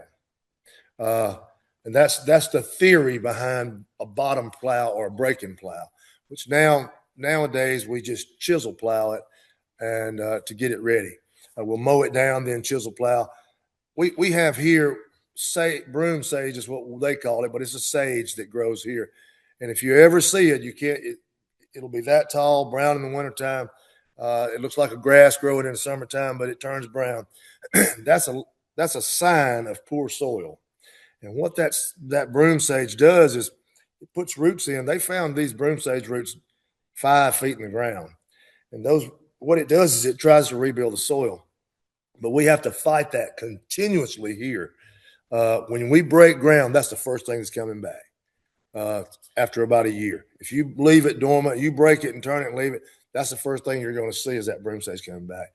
So we stopped turning the ground years ago, and we just, like I said, now we just run chisel plow through it, which just loosens everything up. Some of them will use a single chisel and or what's it? It's a ripper.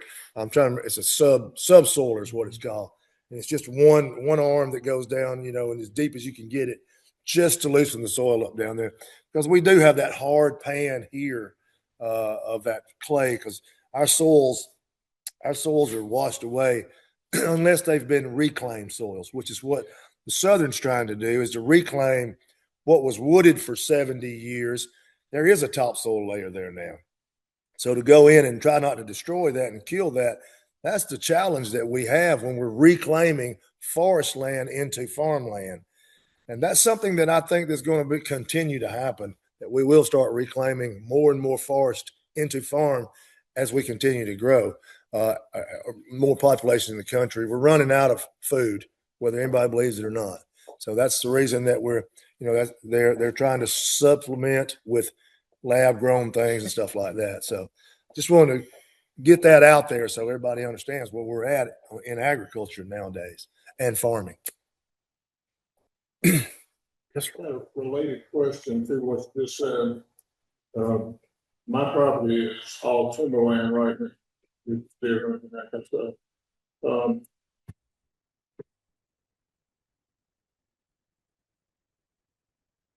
Yes, sir. Hypothetically, if I dug up that soil out of the creeks and transported it to somewhere to use as a garden, would that? Well, you get a visit from the Alabama Department of Environmental Management for destroying that creek bed. That I can't give advice on. But I say if you have too much, I'll take some of that. But yes, that's typically when we have an area that we do that. We have to clear it and keep it so we're able to access it.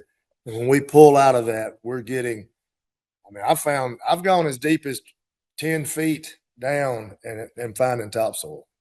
So in a creek bottom, just saying that. So that's where it's all at. So a guy told me to call that mechanical excavation. Don't call it dredging. Yep. But that is possible to do that. But that's a big undertaking to do that. And I don't know. I wouldn't want to risk it. Just having to deal with the powers that be. And changing, reclaiming, how you want to phrase it, changing forest land into more forest, farm. Run into some kind of legal situation.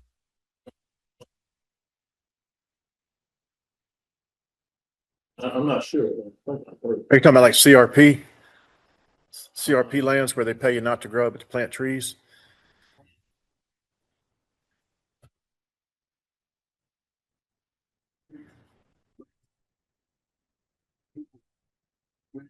Huh.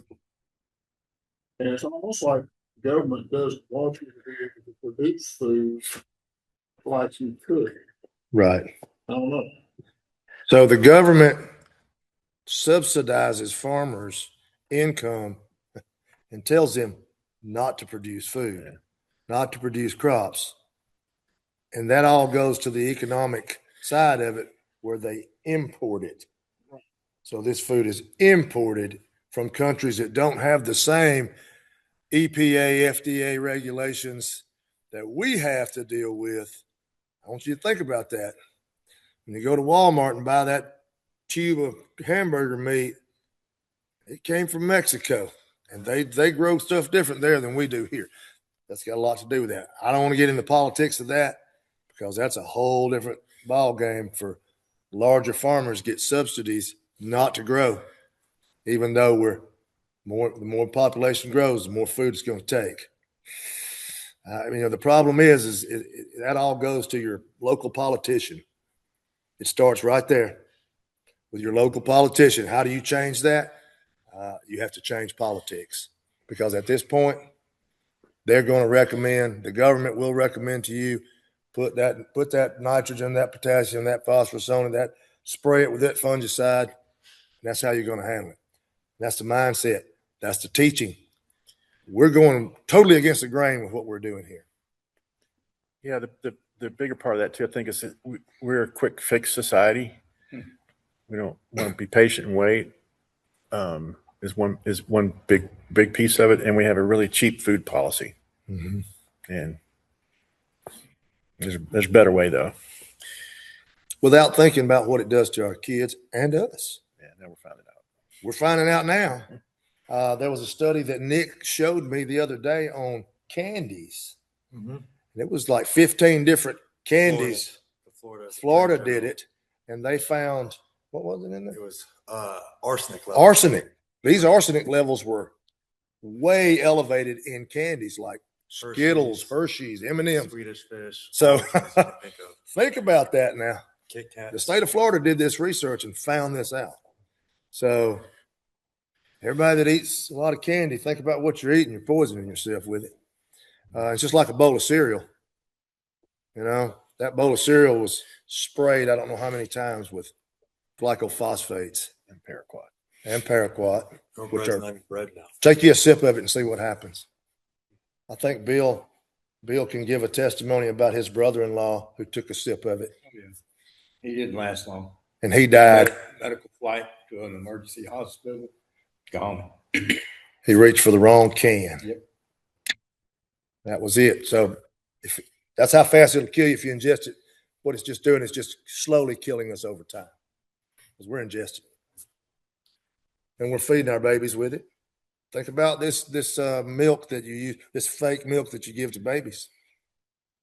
You know, a baby, even this breastfeeding is pulling from what the mother takes in.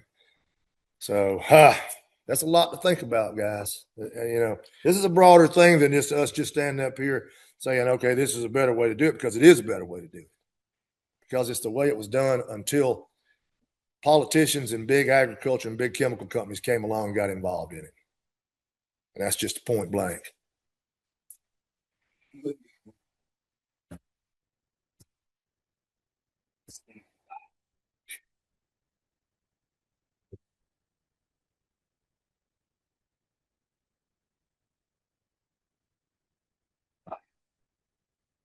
Absolutely. That's right. Allie, could y'all hear that comment? No, not at all. Yeah, Prescott's just saying that no matter what grocery store you're in, if you go down the cereal aisle, every single cereal offered for sale is bioengineered. Yeah, it's everywhere you are in society, and even here in Belize. I'm in a remote village. There's only about 3,000 people out here, and even when they were very cut off from town, every little store has nothing but processed foods in it. All the snacks are processed, and they're all from some of the nastiest things that you could possibly put in your body. They've been known to put holes in kids' bellies, and taquitos or whatever those chips are that were all over the news, putting holes in kids' bellies. It's all part of that. We can do better with what we put in the things we put in our bodies.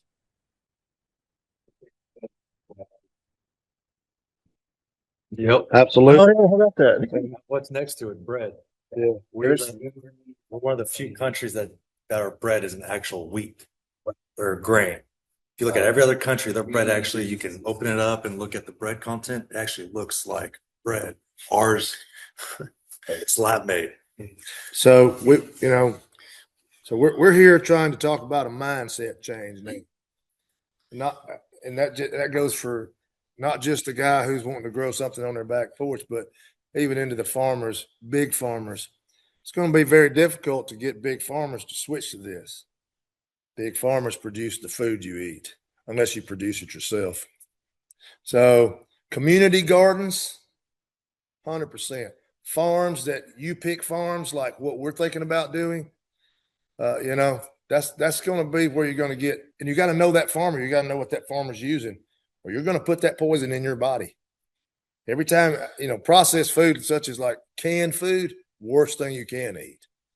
Canned corn, canned green beans, things like that. That's the worst food you can eat because it's processed in the process of. I don't even want to get into meats. Whew. Parasitic acid is used to protect meats. Parasitic acid. Let me put it this way: at the end of the line, when the meat goes out for you to eat, the FDA and the USDA do a test on it. Do you know what the one thing they don't test for is? Take a guess. Parasitic acid. Imagine that, because it's in the meat, and it's toxic to humans. Toxic. There's been plenty of examples where workers in these processing plants have died from it, from exposure to it. So I guess we're kind of that lone voice standing on the mountain screaming out right now. But look, it does take a community. That's what we're becoming here. I'm so glad that Ryan's trying to grow things for Southern Prep to feed these kids something that isn't just going to poison them. And that's what we're trying to do. We're trying to educate people, and we're also trying to, say, hey, we'll help you guys. If you want to grow a garden, we'll try to help you with it. We'll just talk to us. Dr. Brandon's got a telephone, and so do I. So, And we'll share the number with you. we will. Yeah. Any other questions? Yes. Actually, like Adam, it has. I'm so found in mentality, well, I don't believe that stuff. So, it's having them. You're affecting everything that comes forward from that. Your kids, grandkids, so on and so forth. You start changing now. The rest of the family will do the wrong way. The rest of the family will do the wrong way. Be that.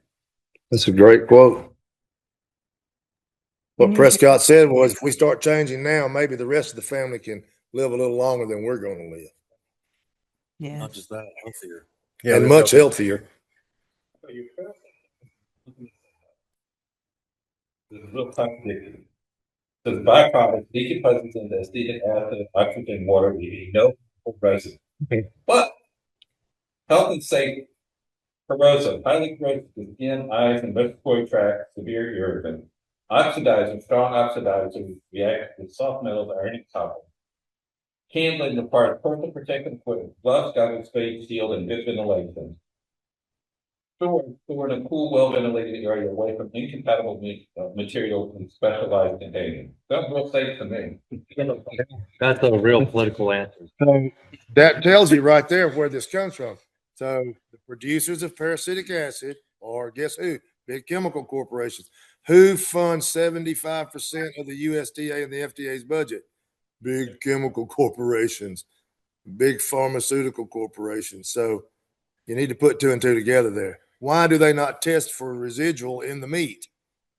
Because it doesn't hurt you because the FDA says so? I'm sorry. I don't trust them. I know what my chickens at home eat. And I know what happens to them if I decide to kill one of them and eat it. I don't put any parasitic acid in it. So anyway, anything else, guys? Let me leave you with this other fact too. Is someone asked? I was listening to a podcast show the other day, and it was with farm. It was a farm economics guy, and the guy had been doing it for like 40 years. And they said, "What's the future of agriculture?" And he said, "There's two trajectories. The first trajectory is less farms, less farmers, but bigger farms. I mean, you've got the whole buyout kind of stuff. But the second one, he said, the other trajectory we're seeing is more farms, but more smaller farms." He said, I'll back this up with the number one selling tractor for John Deere now is in the 25 to 40 horsepower range. Not longer these big monster Steigers and stuff. It's the small tractor because they're small farms. And like Scotty said, we're always going to have big ag. We're always going to have big chemical, big pharma. All that's going to still be. But there's a growing movement of small farms, healthy produce. And that's where the community comes in. And I think the challenge is going to be urban farms. I mean, these city centers, that food is a challenge. But I think that growing things that produce well and healthy on a small scale is going to be part of the answer. And that's the guys in this room right here. And so, and then Southern Prep teaching every year, you're sending out another generation, people with changed minds and changed That's habits. right. So That's what's most important. So, how did our society get to where it's at now? Through our education system. So if we can change that, then we start changing the minds of the future. You think about that now. That's your future politicians. That's your future leaders. That's your future CEOs that we're talking, future farmers that we're talking about. That within itself is enough for me to want to be involved in it and to move past where, we had 1,500 acres from a land grant. We farm 110 of that now. We have 110 available to farm now. What can I do? Would I want to farm 1,500? No, because in order to farm that 1,500, I'm going to have to do what it's going to take to be productive in that. I can't do it this way, but smaller farm, way to go. I just think these smaller farms are the way to go. And I think that if we can change the mindset of our youth on farming, you really don't see a lot of interest from kids in farming anymore. They just, it's out there, but there's really not a lot because they don't understand it. They don't know what it's like. They don't know anything about it. They And grow up in this world. and they need community members to instill it in them, which is why you That's all are right. here standing at this table having this conversation, is so that we can work better together. Yeah. That what you're doing with your HOA, trying to have a community garden, that's a perfect tool to teach children. Forces their parents to get out there too. That's right. It brings people together. Back in the old days, a community, I'm going to give you, for example, my grandfather had 20 mules that they plowed with. That's a lot of mules. That was a big farm back then. But what they did in the spring of the year this time, and this was old farming practices, they would start on this property, however many acres it was, and all the neighbors would come. And all the neighbors would plow this property. Then they'd move from that property to the neighbor's property, to the next neighbor's property. And that's how they took care of each other. They all came together as a community to get this done. That's what we've lost. So just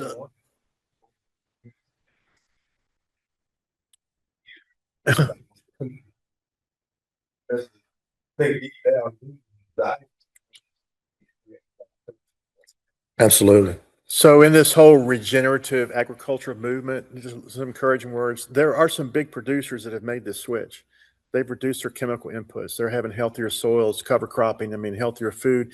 And a lot of that came out of my grandfather died early from whatever. Scotty mentioned some of that. So there are some, it's even encouraging that there are some bigger farms, not just farms, grain farms, but wineries and that kind of thing. They've made this switch. They're making this transition. But also what's coming with that, and Allie may want to say comment about this, what they're finding is typically the farming community is a close-knit community. And if there's a catastrophe, my combine burned up. Well, 6 farmers again, we'll combine your land for you. They've been reactive. They're becoming more responsive and relation rebuilding across these farms to not wait for some catastrophe to get together. So it's bringing, like John's talking about, is bringing the community back together, not reacting to some disaster, but actually helping each other, coming together, learn from each other. I was in a great conference in December in Kansas, and it was a room filled 150 farmers from Midwest and Northwest, and came away greatly encouraged from what I heard, what people were doing. And they're learning together, they're trying together, they're sharing their failures, their successes, and it's a tidal wave that's happening across the globe. Of regenerating our lands and regenerating relationships and healing the land and healing the people with good food. So it's not all doom and gloom, but it's going to take a while for us to get there and some hard work. Heard a guy say in a prayer gathering Tuesday night, said, "Y'all, we're mining the quarry, and you can't give up. You got to keep showing up to work. You got to crack the rocks." That's right. And it's the same thing here. We got to keep at it. Don't get discouraged. So, we've got some opportunities coming up. We gather on the first Thursdays here at the farm. There may be some additional Thursdays coming in this month to network and to talk and learn together. We're working towards a bigger gathering on March 19th here at New Water. We think it's going to be really exciting. So just kind of pay attention to some of that. But yeah, so here's how you can stay in touch with us. There's our Scotty in the network's email, my email, my business card. My card's over there on the table somewhere. We've got some resources over here. There's some books that we've read. I'll let you take it if you promise to bring it back or pass it. But on the right, yeah, he picked the slow read. He took the slow read. It's a lot to digest. I tried to tell you. You did. On the right is some journals of a lot of agricultural articles from a company called Green Cover that we source our cover crop seed from. Great company, but a lot of great information. And in the middle, I've got 3 devices that we use here. soil pH meter, refractometer for measuring sugar contents, and like I said, the little kit for measuring the fungal to bacteria ratios. They're all stuff that you probably ought to have in your toolkit for measuring your soils. At the March 19th event, we're going to actually do some field trials of some other things that you can do yourself and not have to pay somebody to do for you. We're going to be looking at the soil analysis. People will be bringing their soil samples here, and we'll go through them with them. There's the products we've been talking about. The NutriPlant 643. Buck's probably the best person to talk about for that. There's an example of the deer and rabbit repellent. You can open it if you want and see why the deer don't like it. And on the right is a magnesium product that I'm using from Advanced Eco Ag. So you can take a look at those things, read the labels, absorb it all. But those are the things that are available to us. We even got Mackie on the Ag Trail, and he's listening to agricultural podcasts now. So here's 3 of his favorites. Two from Joel Salatin, the one on Will Harris that I mentioned.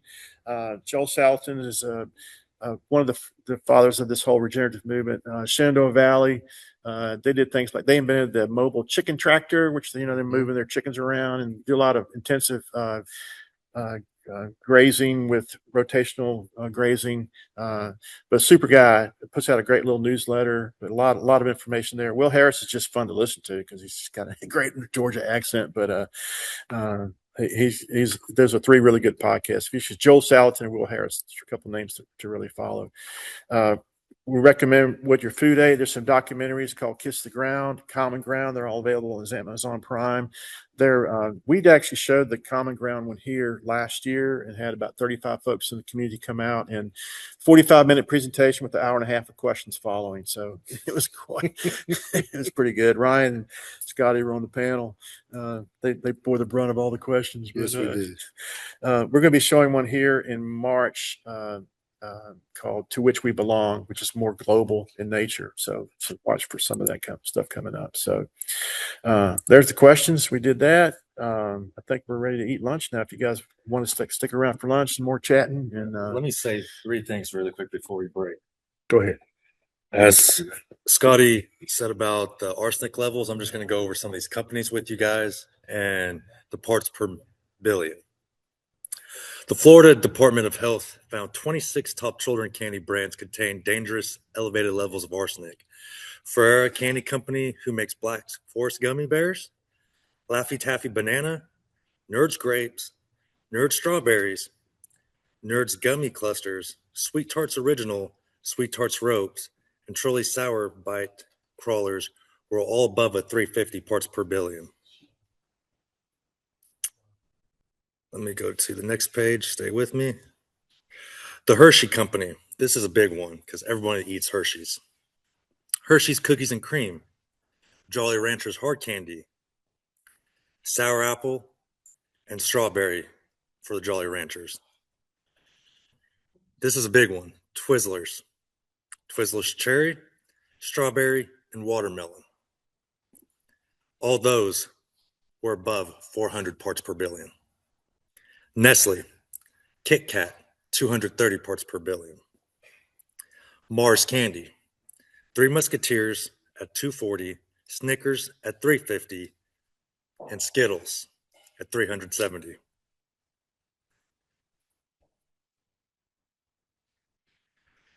Next page on my phone. Stay with me. Let me fast forward this. The Moldez International, Sour Patch Kids, 470. Sour Patch Kids Tropical, 420. Sour Patch Kids Watermelon, 420. Swedish Fish, 220. Tootsie Roll Company, Dots, 430. Fruit Chew Lime, 570. The Rolls, 380. Rolls Vanilla, 370. Smart Sweets, marketed as healthier. Smart Sweets Caramel, 240. The Sweet Fish, 180. And all this stuff was ran by the Florida Health, and they have the numbers. You can look on their website. It has everything covered, and that's just what they dived into it from one state. They're the first state to do that. So just telling you where the state's political issues are with that. Now, before we do break for lunch, I am going to say a quote and end it with a prayer. A teacher asked me, she said, "What do you want to be when you grow up?" And I said, "I am what I want to be." She said, "Nick, what do you mean?" I said, "Well, ma'am, I'm a zero." She said, "Now stop right there, son. You don't talk like that in front of me. You're more than that. And you are not nothing. You are not a zero." I said, "Ma'am, you missed my words." I said, "I am a zero. I stand behind things and add value. And I take nothing from anyone. I am a zero. Just because you don't perceive my worth doesn't mean that I don't have it. So you can look at me less, but I know I make everything more. Just like my father, just like your father. So I want you all to say it with me. And I want you to be fine with being a zero. We take nothing and we add everything. So this small project that we're doing here is going to develop to something great as long as we all get behind each other and share our experiences and our knowledge. Now, those words are pretty powerful, at least to me, and it has stood out because when I was 16, I got sent from California to Alabama. And that's where my history started with Southern Prep. Without that school, I would never learn how to farm or how to just be a man. It taught me a lot of values and traditions I would not learn anyplace else. So this partnership that we have created with them is just a blessing in itself. I'm gonna start lunch and say a prayer. Everyone can bow your heads. Dear our Lord, Creator, we ask you just to bless everyone that showed up here today in person via Zoom. We ask you during these crazy times just to watch over all of our souls, our family, make everybody healthier. We ask for your forgiveness as each day we face battles unknown to others, but we all know that you have a plan for us. Do we know what that plan is? No, but we know that you have our back and our front as long as we bring our community together and show them in your light. Amen. All righty. Thank you guys, everybody, for listening. Allie will take it over from here for the online Zoom, and we're going to have lunch here. So thank you guys, thank you everybody for joining in with us, and we will hear from you guys next time. Congratulations, you guys, you did great. Thank you so much. Well, for those of us on the Zoom call, that is the conclusion for today's presentation. Thank you so much for coming out. This video is going to be available to rewatch in the future. So if you'd like to, you may reach back to us at agriharvestllc@gmail.com and we'll send you the link. I hope you all have a great day.